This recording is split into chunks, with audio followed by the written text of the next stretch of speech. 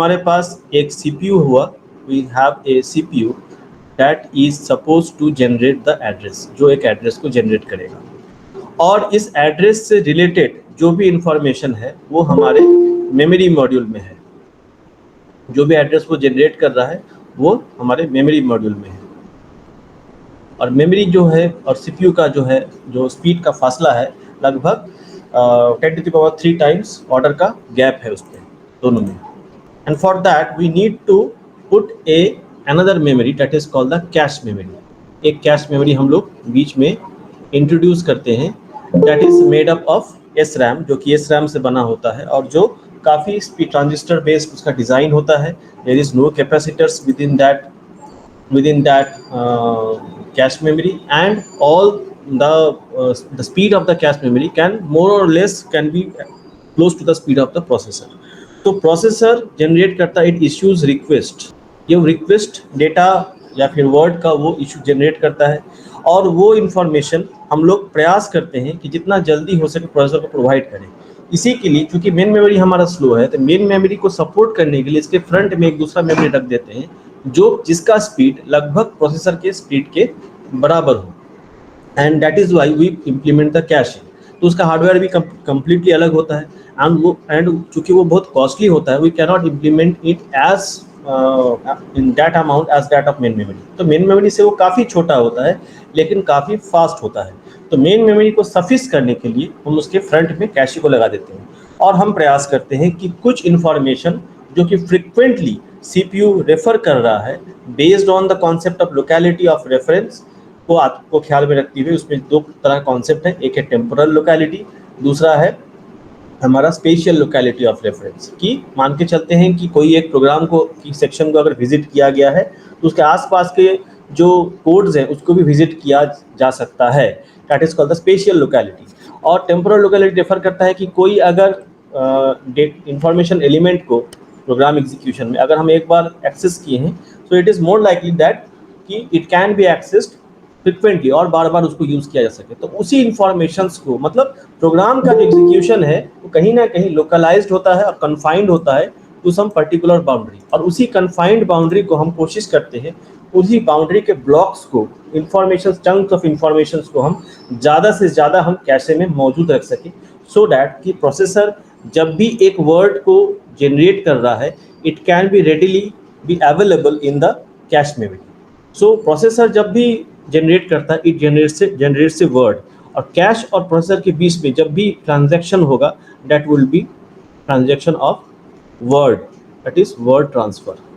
जबकि cache memory में हम लोग एक वर्ड को लाएंगे नहीं, क्योंकि कैश को हम बनाई है इसका सब्स्टिट्यूट करके, तो कैश मेमोरी में जब भी हम लाएंगे it is always in terms of blocks, so it is block transfer. तो एक वर्ड किसी ब्लॉक को बिलोंग कर सकता है, तो किस तरह से हम ब्लॉक को करते हैं वो हम लोग बाद में देखेंगे। सो मेन मेमोरी से जब भी डेटा आ रहा है it has to come in terms of blocks, and the block is being written to the cache word by word. तो ब्लॉक में बहुत सारे वर्ड्स हो सकते हैं, 16 वर्ड का हम एक ब्लॉक बना सकते हैं, 25 वर्ड का हम एक ब्लॉक बना सकते हैं। It depends upon the implementation of the cash and the main memory कि ये किस तरह से इम्प्लीमेंटेड है, कितने ब्लॉक्स यहाँ पे आएंगे, और उन ब्लॉक्स को लाते हैं, और उसी ब्लॉक्स में से जो वर्ड प्रोसेसर रेफर करता है हम कोशिश करते हैं कि वही ब्लॉक्स हमारे कैश में रहे, ताकि सीपीयू जब भी वो वर्ड जनरेट करे वो कैश में ही अवेलेबल हो जाए और हमारा एग्जीक्यूशन जो है काफ़ी हद तक फास्ट हो जाए।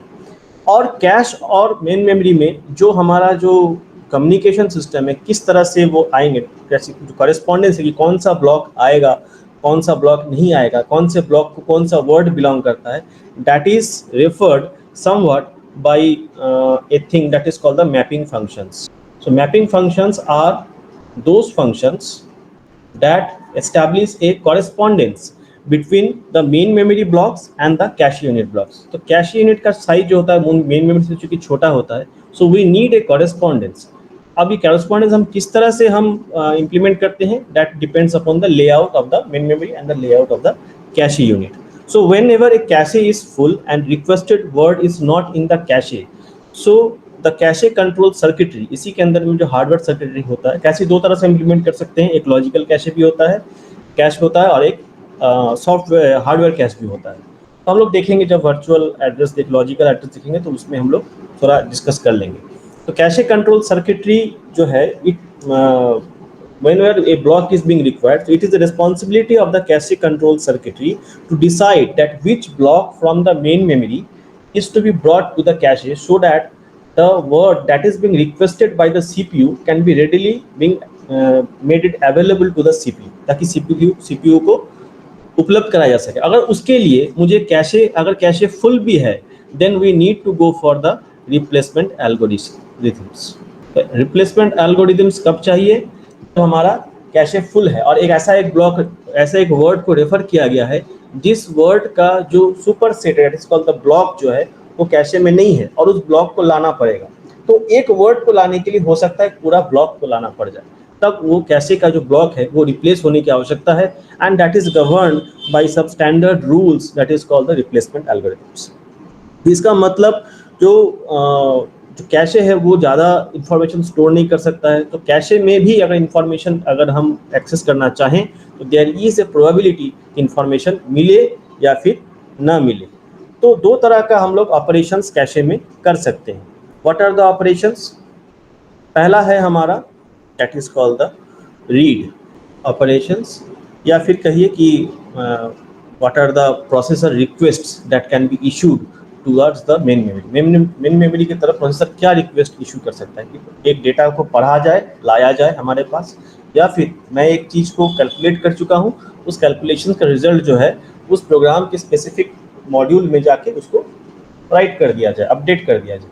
तो दो ही तरह का ऑपरेशंस आता है, एक है हमारा रीड, दूसरा है right. Read, right, and these two operations are with respect to the memory, so these two operations are also applicable in terms of cache। अब जब रीड कर रहे हैं तो इसमें भी दो तरह का घटना घट सकता है। तो पहला है हमारा रीड हिट एंड दूसरा read miss. Again in case of write we can have write and we can have write miss. तो कब रीड हिट होगा? कि जब CPU एक वर्ड को जनरेट किया है, it has generated an word, it is not knowing that whether what amount of memory do I have, it is simply according to its own speed it is generating the word। अब वो word हो सकता है cache में हो भी या फिर ना भी हो, उसको पढ़ना है, उसको किसी एक एड्रेस को उसको चाहिए, तो it is requesting for the read operation. अब वो जो रीड ऑपरेशन वो इशू किया है वो हो सकता है वो वर्ड कैशे में ना हो। तो अगर वो कैशे में ना है, if it is not in the cache, then it is called a read miss।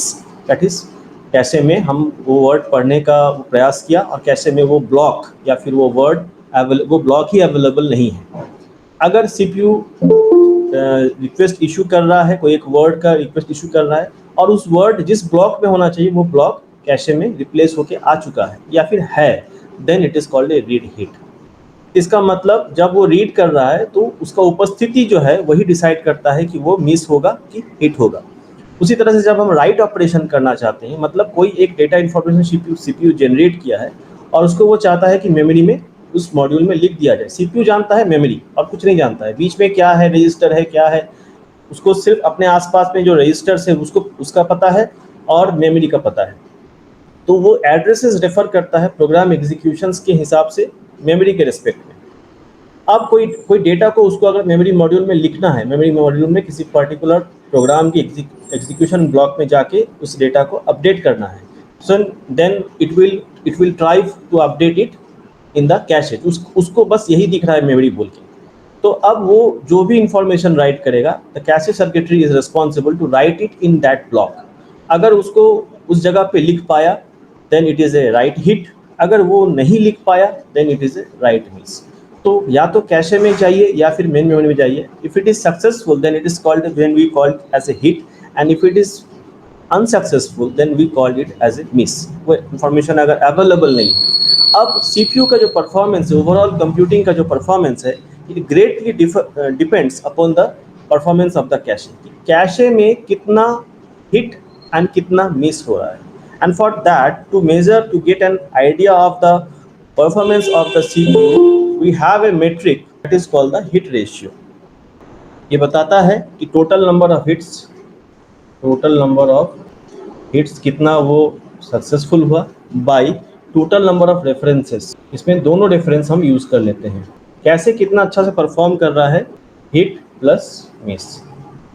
कितना बार वो रेफर किया, टोटल मिस कितना किया, टोटल हिट कितना किया, उसमें जो कितना नंबर ऑफ हिट किया, that is our performance ratio of the cache. तो जनरली कैश का performance ratio when the hit ratio is up to 0.9, then माना जाता है कि ये कैश जो जो कैश का जो परफॉर्मेंस है it is good, it is performing good.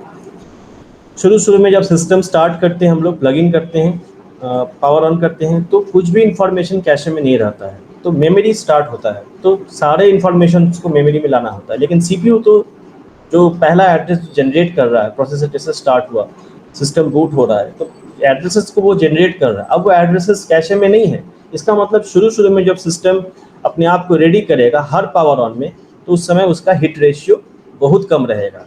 लेकिन एक बार जब कुछ प्रोग्राम्स यूज होना शुरू हो जाते हैं मल्टी प्रोग्राम इन्वायरमेंट पे, then the hit ratio goes approximately equals to 0.9 depending upon the behavior of the computing। अब आते हैं कि जो रीड हिट्स और रीड मिस ये दोनों क्या चीज़ है। तो सीपीयू जब भी जनरेट करेगा, so this is a CPU, it will generate a word, it will request a word. CPU का कम्युनिकेशन जो यूनिट है इन terms of its outer periphery will be always in terms of words. अब जब भी ये word generate करेगा तो इस वर्ड को वो अपने सिस्टम बस में वो रखेगा कि हमको इस वर्ड का जो एड्रेसेस है, मेमोरी एड्रेस रजिस्टर के पास उसको इंफॉर्मेशन वो भेजेगा। So we need address buffers and also we need data buffers when the word is being fetched. That word is to be brought through data buffers. So we are having data buffers and address buffers that will hold the word of addresses of the word generated by the CPU. CPU वो address bus line में अपना word को generate करेगा and it will go through the address buffer to the system bus, and through the system bus it will go to the memory module, that is main memory. This is our system bus। and also when the data is being fetched, जब भी वो data memory को उसको मिल जाएगा, it has to be fetched through the that is the address bus, data bus के जरिए उसको लाना होगा। also sometimes it may need to write a data onto the memory। उसको कभी कभी ऐसा भी हो सकता है कि डेटा को मेमोरी में लिखना पड़ सकता है, तब भी वो एड्रेस जनरेट करेगा और उस डेटा को लिखने के लिए वो डेटा को भेजेगा मेन मेमोरी में through data buffers and address buffers. And in between there is we have implemented that is called the cache. और ये सारा काम वो करेगा किसके जरिए, using a control bus, control line. So we are having 3 bus in our system, 3 बस हमारे पास है। तो पहला है हमारा, एक होता है that is the address bus, another is the data bus and another is the control. तो इन 3 बस के जरिए वो किसी भी रीड या write operations either directly to the memory और थ्रू कैशे। अगर कैशे के जरिए करना है तो it need to issue something. अगर उसको रीड करना है तो पहले उसको कैशे को पूछना पड़ेगा कि आपके पास ये डेटा है या नहीं। अगर वो डेटा कैशे के पास ही है तो कैशे उसको प्रोवाइड कर देगा, और अगर नहीं है तो हम लोग देखेंगे क्या हो सकता है, that it is the case of read miss. फिर वो जनरेट करेगा कि हाँ मुझे एक डेटा को लिखना है, तो डिपेंड करता है कि वो पहले किसको लिखना चाहता है, कि वो कैशे में लिखना चाहता है या मेमोरी में लिखना चाहता है या दोनों में लिखना चाहता है एक साथ, because cache is to be updated with respect to the main memory. तो अब ये जो अपडेटेशन ऑफ जो कैशे और मेन मेमोरी है, क्या ये किस तरह से हो सकता है, that is the write policy क्या क्या है। जब हम, चूँकि हमको कैशे में वो डेटा चाहिए जो सबसे रिसेंट हो, जो सबसे हाल फिलहाल का डेटा हो, सो उस समय वो क्या जनरेट करेगा कि अगर मुझे डेटा राइट करना है तो data is to be brought from the main memory, और कैशे में भी राइट हो सकता है। So it depends upon the CPU कि वो किस तरह से इंफॉर्मेशंस को एक्सचेंज करता है, and through the control bus, through the address bus and the data bus. जब भी डेटा मेन मेमोरी से वो डेटा को लाएगा, it will bring the data in terms of block, जबकि कैशे से जब भी वो डेटा को एक्सचेंज करेगा, जब भी कैशे के माध्यम से डेटा को एक्सचेंज करेगा, it will be always exchange in terms of word, always in terms of word. तो ये बेसिक डिफरेंसेस हम लोग इससे पहले भी देख चुके हैं। अब आता है कि रीड मिस कब होगा और रीड हिट कब होगा, और तब क्या पॉलिसी सीपीयू अप्लाई करेगा, मतलब कैशे का जो कैशे कंट्रोल सर्किटरी है वो किस तरह से रीड मिस और रीड हिट को इम्प्लीमेंट करेगा। तो द मेन मेमोरी जो है it is not involve in the when the read hit is being done. इसका मतलब कैशे में एक बार अगर रीड हिट हो जाता है, इसका मतलब जो डेटा सीपीयू जनरेट किया है, जो वर्ड सीपीयू जनरेट किया है, वो सीपीयू को मिल चुका है। कहाँ से? कैशे में ही किसी ब्लॉक में वो रेसिडेंट है। तो इसका मतलब अब वो डेटा को उसको लाने के लिए उसको मेमोरी के पास रेफर नहीं करना पड़ेगा। It has got a fast memory. तो इसका मतलब अब इसमें मेमोरी इंटरवेंशन कुछ नहीं। इसका मतलब जो एड्रेस बफर्स है और जो डेटा बफर्स है वो डिसेबल्ड रहेंगे when in the case of read hit, जब रीड हिट सक्सेसफुल है। So I can highlight it like this with a green line. So this is our read hit data हम connect किए और I have got the information just from the cache। Cache से ही वो data CPU को मिल गया। अब अगर read miss होता है, इन केस ऑफ रीड मिस, इसका मतलब कैशे में वो ब्लॉक नहीं है और उस ब्लॉक को मुझे कहाँ से लाना है? मेन मेमोरी से लाना है। So it will the data address has to be pass to the address buffers.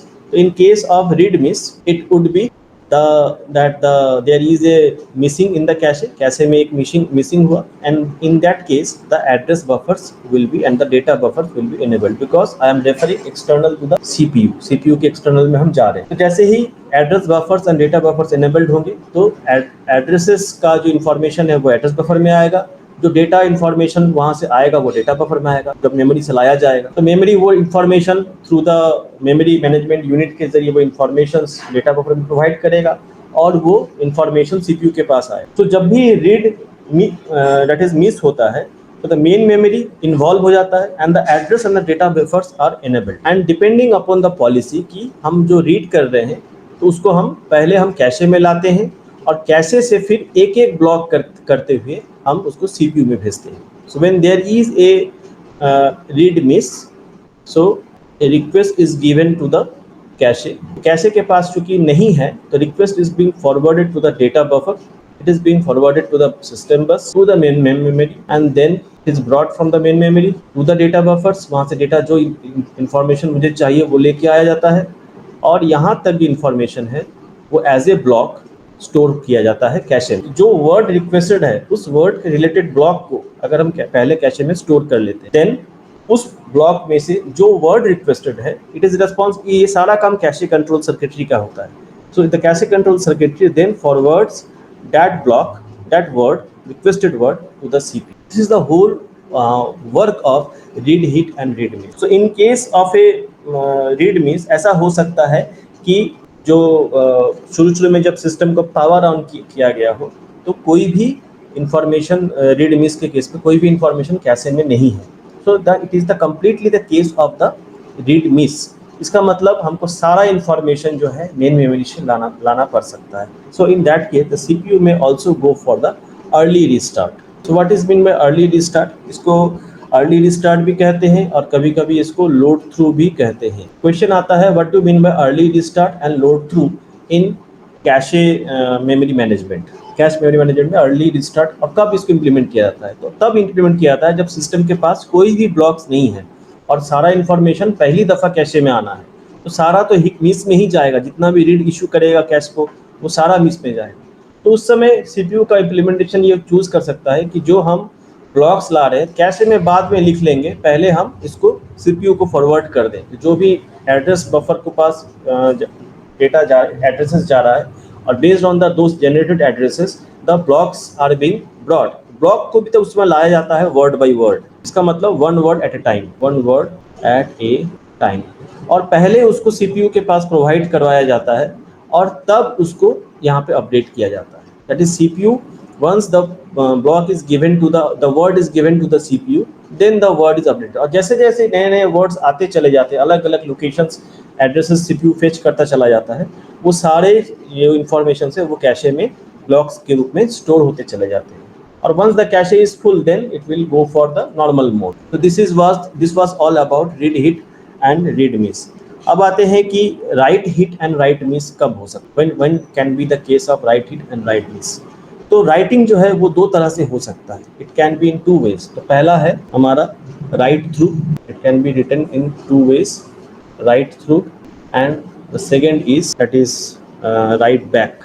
या फिर इसको हम लोग कॉपी बैक भी कहते हैं। तो दो वे में, तो क्या है राइट थ्रू, पहले इसको समझ लेते हैं कि राइट थ्रू में हम लोग क्या इम्प्लीमेंट करते हैं। तो राइट थ्रू का मतलब है कि जब कोई इंफॉर्मेशंस को मुझे लिखना है मेन मेमोरी में, इसका मतलब हम एट द सेम टाइम हम कैशे को भी अपडेट कर रहे हैं और मेन मेमोरी को भी अपडेट कर रहे हैं। Simultaneous updation of the cache and the main memory policy is can be referred to as the write through policy of the cache control circuitry. कि कैशे को भी हम ब्लॉक्स को भी अपडेट करें और मेमोरी ब्लॉक्स को भी अपडेट करें, तब इस तरह का पॉलिसी अगर कोई cache memory control circuitry implement करता है, then it goes for a write through. अब आते हैं कि जब राइट थ्रू में when cache is going for write through, तो अगर राइट थ्रू में राइट मिस हो जाता है, मतलब लिखना चाह रहा है कैशे में, लेकिन कैशे में वो ब्लॉक ही नहीं है जिस ब्लॉक पे उसको लिखना है, तो अब क्या करना पड़ेगा, इसका मतलब उस ब्लॉक को word is directly written to the main memory, तब वो कैशे को वो अवॉइड करेगा और वो जो वर्ड है उसको सिंपली वो मेन मेमोरी में लिख देगा, क्योंकि इसमें हम दोनों साइड में रास्ता खोले हुए हैं कि या कैशे एंड मेन मेमोरी में साइमल्टेनियस होना चाहिए। तो कैशे में अगर वो ब्लॉक नहीं है तो कैशे का तो मिस हो गया, लेकिन वो ब्लॉक मेन मेमोरी में जरूर लिखा जाए। इसमें एक फायदा तो है कि हम डायरेक्टली उस वर्ड को मेन मेमोरी में अपडेट कर पा रहे हैं, लेकिन एक नुकसान भी इसमें होता है कि जो अननेसेसरी राइट ऑपरेशंस हमारा शुरू हो जाता है। फॉर एग्जांपल, अगर हमको एक ही वर्ड को लिखना है और एक ही वर्ड को लिखना है एंड इन दैट केस जो मेन मेमोरी जो है उसका पूरे ब्लॉक को मुझे अगर चेंज करना पड़ सकता है। फॉर एग्जांपल, अगर मुझे दैट इज अगर मुझे कैशे में वो मेमोरी अगर मुझे अगर हिट हो जाता है उस वर्ड का, तो कैशे भी अपडेट होगा और मेन मेमोरी का भी अपडेट होगा। लेकिन अगर एक ब्लॉक मुझे चेंज करना है, एक वर्ड मुझे चेंज करना, तो कैशे का तो चेंज हो जाएगा, लेकिन जब मेन मेमोरी में चेंज होगा तो वो उस ब्लॉक के सारे वर्ड्स मेन मेमोरी में अपडेट होंगे। आई रिपीट कि कैशे में मुझे एक वर्ड चेंज करना है तो हिट हुआ और साथ में मेन मेमोरी भी मुझे चेंज होगा, because it is simultaneous updation of the cache and the main memory.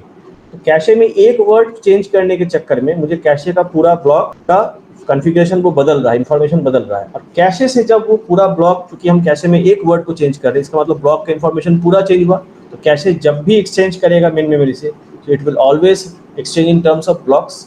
तो कैशे हमेशा ब्लॉक्स के रूप में लिखता है। एक वर्ड को बदलने के लिए पूरा ब्लॉक मेन मेमोरी में लिखना होता है जिस ब्लॉक में वो वर्ड बिलोंग करता है। तो this is the one of the disadvantages of the write through policy. Next is the right back policy. So when is write back policy, दूसरा पॉलिसी क्या है कि सिर्फ कैशे को हम अपडेट करते हैं, मेमोरी को हम बाद में अपडेट कर लेंगे। इसका मतलब तो कैशे को अपडेट करते हैं तो कैशे के लिए हमको एक बिट ऑन करना पड़ता है। So we use a dirty bit, we called it a dirty bit.